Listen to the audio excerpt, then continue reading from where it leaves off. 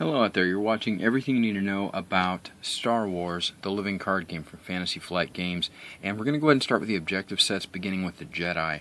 Just to recap from the tutorial, the two things you need to notice about the Jedi affiliation are, first of all, that it's Jedi, and the fact that your objectives are hopefully going to be Jedi, because it'll be easier to get a resource match, and the second thing is that it produces one resource.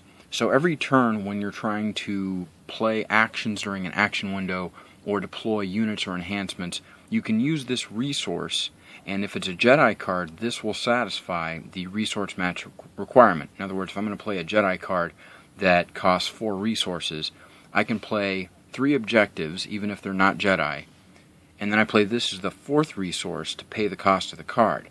Since this is a Jedi card producing the resource, that would satisfy the resource match. The third of the two things that you'll notice is a nice listing here of all the phases in the turn. You have the balance turn, you have the refresh turn, you have the draw phase, the deployment phase, the conflict phase, and the force phase. Very simply, the balance phase, nothing happens at the balance of the forces with the dark side, but if it's with the light side, then you can deal 1 damage to a dark side objective of your choice. Refresh means that you take 1 focus token from each card that has focus tokens on it. You then take shield tokens off any cards that have shield tokens on them. You then replace any objectives that have been blown up. Draw phase, you have the option of discarding a card from your hand, and then you can draw up to or discard down to your reserve, which I'll get to in a second. Phase 4 deployment, you can put down as many units and enhancements as you want to, provided you can pay their resource cost. And again, if it's a Jedi card or a Rebel Alliance card or a Smugglers and Spies card, you have to have a card of the same affiliation that produces the resource to generate at least 1 resource match. Conflict phase, you are going to declare a dark side objective and then start an engagement against it, and we'll get into that later.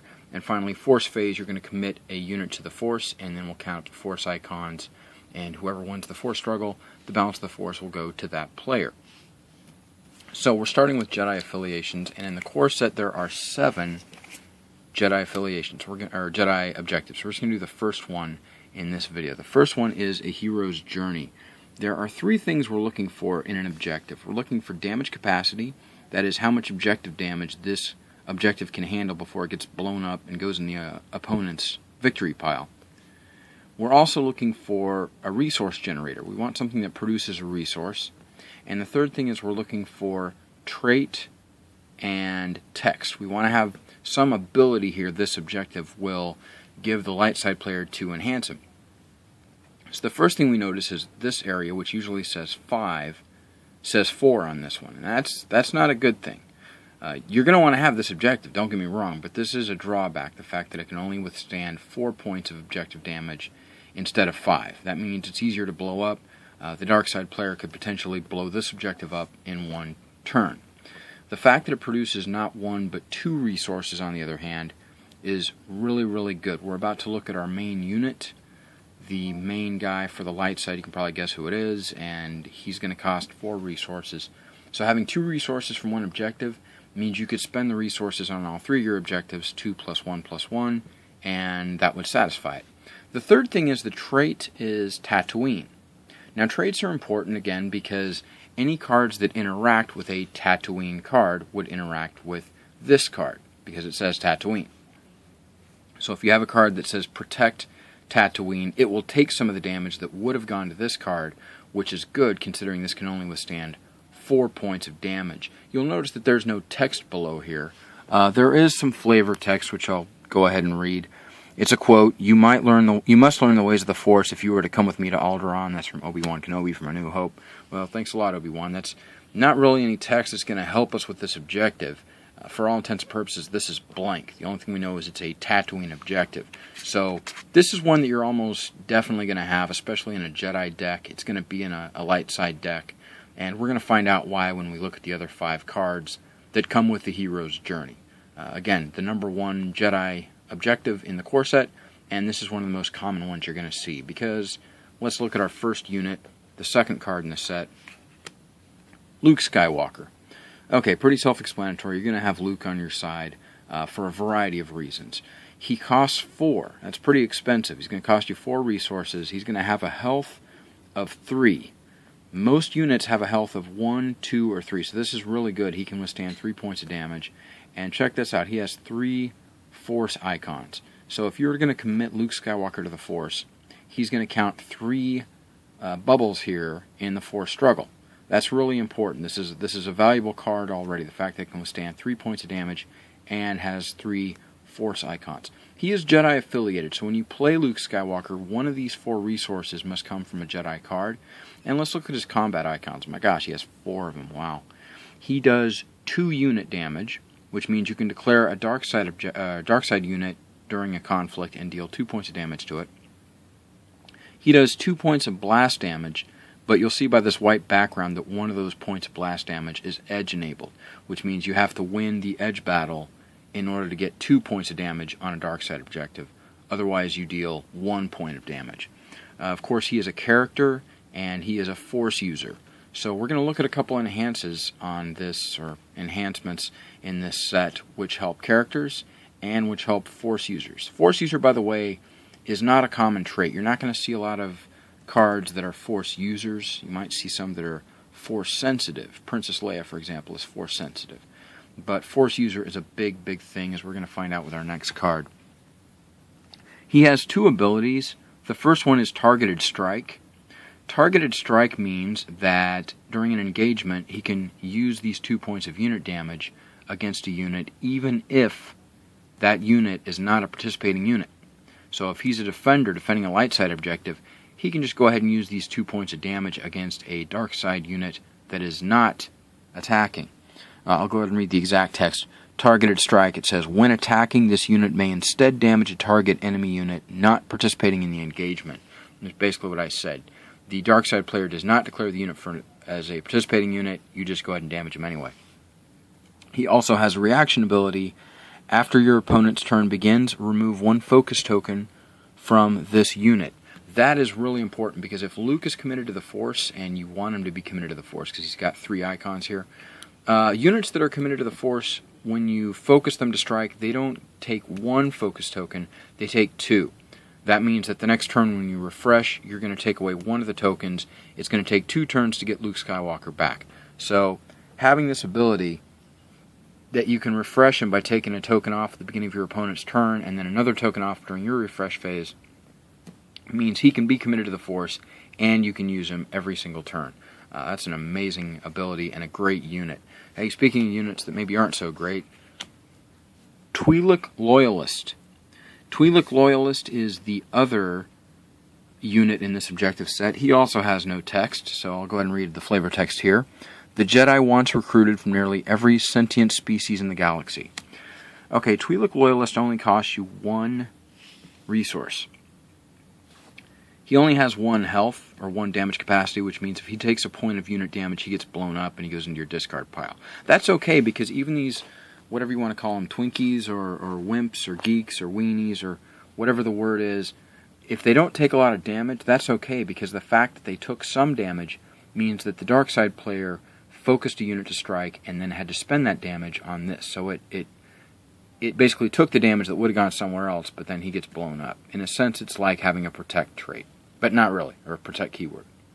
He's also a Jedi affiliated unit, which means that you need to have a Jedi card that produces this resource. It can't just be a neutral card or a Rebel Alliance card or a Smugglers and Spies card. He has 1 Force icon, which means if you're just going to chuck this guy in the edge stack during an edge battle, he only produces 1 Force icon, which isn't much. If you're going to commit him to the Force, his Force unit's only going to count 1, and then after that, he's just not worth committing to the Force because you're not going to be able to remove him from the Force unless he gets blown up. He has 2 combat icons, but they're both edge enabled, which means if you lose the edge battle, you've declared this guy for an engagement for nothing. He does 1 unit damage and he does 1 blast damage, but he does neither unless you win the edge battle. He is a character. Character meaning any card you have that interacts with character would interact with this guy, so he does have a use. And again, if you play this objective, you're going to get Twi'lek Loyalist. You might as well play him and get some use out of him. Again, you can either chuck him into the edge battle and get one force icon for that, or you can declare him and he'll take 1 point of damage before he gets blown up. And you can also win the edge battle and damage a unit for 1 and damage an objective for 1.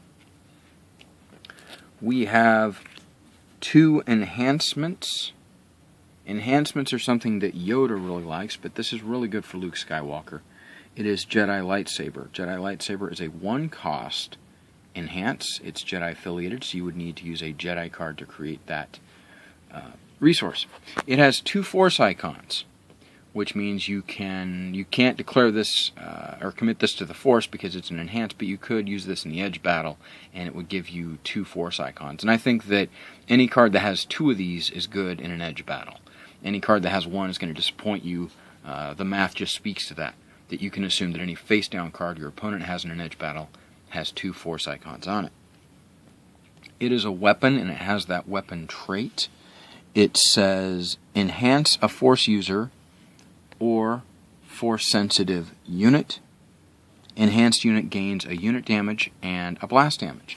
So you would not be able to use this on Twi'lek Loyalist, but on Luke Skywalker you could take Jedi Lightsaber, you could slide it underneath him, and now Luke has 3 unit damage and 2 blast damage, unless you win the edge battle, in which case he has 3. So this is really big. This gives him 2 more combat icons. He could damage a unit for 3 damage, and if you win the edge battle, he could damage a unit, an objective for 3, which would potentially blow it up. That's really big. And now we have an enhance that helps characters. So Twi'lek Loyalist could use this. Of course, Luke Skywalker could as well, and this is really powerful. It's called Trust Your Feelings. It is a 2-cost Jedi enhance with 1 force icon. It is a skill. It says enhance a character unit. Okay? It has an action. Focus this enhancement to remove 1 focus token from enhanced unit.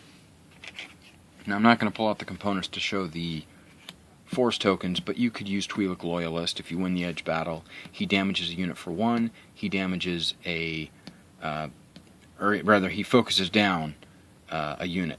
So you focus this strike, put the focus token on it, you choose a dark side unit that is participating in the engagement, you damage it for 1, you pick another unit, or the same one, doesn't have to be participating, and you put a focus token on it. So now it's exhausted. Okay? You then use Trust Your Feelings as an action. Take the focus from here and put it here, and now you can do the same thing again. So you could do 2 edge-enabled unit damage, and you could do 2 of these tactics icons. And the cool thing is that since you're doing the same action twice, you could do it against different units. So Trust Your Feelings is a very, very popular enhance, and for good reason. And then finally, speaking of creating resources, our last card in the objective set is Dagobah Training Grounds, which costs a resource and it produces a resource. Very simply, what happens is if you have an objective out, let's say you have this right here, and hypothetically, let's say this created 1 resource. Okay, you'd focus this, and then you spend this resource to put this into play, and you've lost this resource because you just spent it playing this card, but this creates a resource, and unlike other card games where you have summoning sickness, you can actually play this the same turn that it goes on the board. So you can go ahead and use the resource here, which makes up for the one that was spent. Your next turn, when you refresh this, you now have the resource created by the objective, and you have the resource created by this enhance. So this is really useful. Again, it says enhance your play area, and it is limited, which means you can only play 1 limited card per turn. The traits are Dagobah and location. That's only relevant if you have cards that interact with Dagobah or interact with location, but this is a great way if you have your affiliation card out and you have all 3 of your objectives. I know this one produces 2, but most of them produce 1. That would be 1, 2, 3, 4. This is now a 5th objective, or a 5th resource. And if you have a hero's journey as one of your current objectives and it produces 2, that is actually 1, 2, 3, 4, 5, 6 resources that are being produced. You can put down pretty much anything, including capital ships, any other main characters, Yoda, anybody can come out for 6 resources. So that's really, really useful. A very good card, and an excellent, excellent objective set. And I'm going to go ahead and stop there and come back next time and talk about the second objective set featuring Yoda, called In You Must Go. So I hope that was a useful look at the first of our 7 Jedi objective sets. Again, Luke Skywalker, Twi'lek Loyalist, Jedi Lightsaber, Trust Your Feelings, and Dagobah Training Grounds. The objectives that are the cards that complete the objective set, A Hero's Journey. Until next time, GLHF, and may the Force be with you.